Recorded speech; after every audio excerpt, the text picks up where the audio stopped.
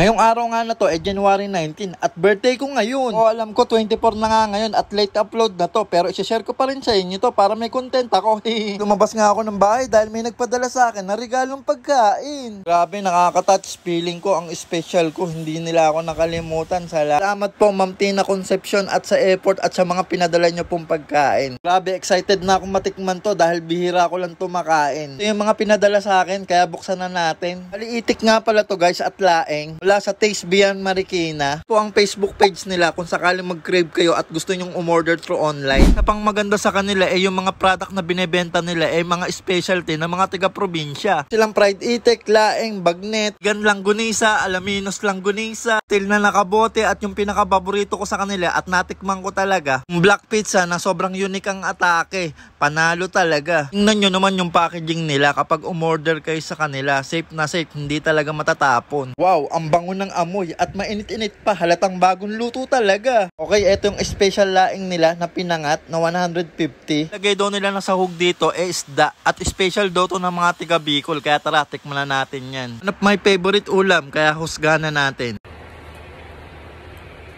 Sarap siya, balanse yung timpla niya, hindi maalat. Lasang-lasa mo din yung isda na sahog niya. Perfect ng combination niya at healthy siyang kainin. Kahit bata at matanda magugustuhan to. Para sa ganito kalaki at karami ng serving, abay sulit na yung experience mo. Hindi na masama, sobrang goods quality. Carbon, Lodi. At next ko naman natitikman itong adobong laman ng itik at 220 pesos at kalahating kilo na daw to. Isa daw to sa bestseller nila, kaya tikman na natin yan. Galing pa daw ng Bulacan yung itik nila, kaya masarap daw talaga.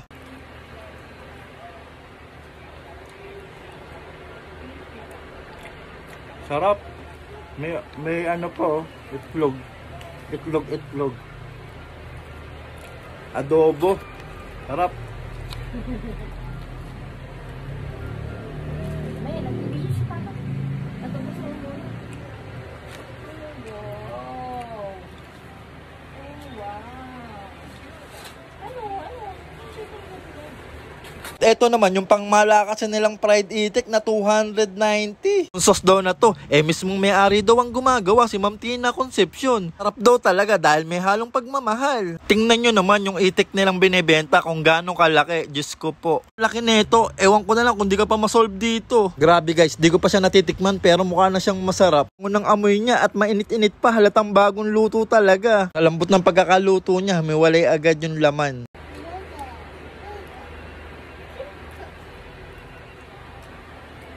Grabe, ang sarap ng pagkakaluto. Crunchy pa. Ang galing din ng pagkakaluto. Hindi mo talaga malalasahan yung lansa. Sobrang lambot, hindi makunat. Sobrang malasa niya. Kahit buto, makakain mo talaga. Ako promise, wag mo na lang to talagang gagawin pulutan at ubos agad to. Masarap din kasi tong ulamin. Hindi ko pa nilalagyan ng sauce pero panalo na yung lasa niya. Para sa 290, sulit na. Satisfy ka na sa itik experience mo. Sobrang goods, quality. Tignan nyo naman yung anak ko, si Baby Yuri, nangungulit. Gusto rin kumain ng itik. Akaw yarn. So ayun guys, kung gusto nyo ma-experience yung mga specialty sa probinsya, tulad ng itik at iba pa, order na po kayo sa kanila. Peace out daw, sabi ng kapatid ko. See you sa next vlog.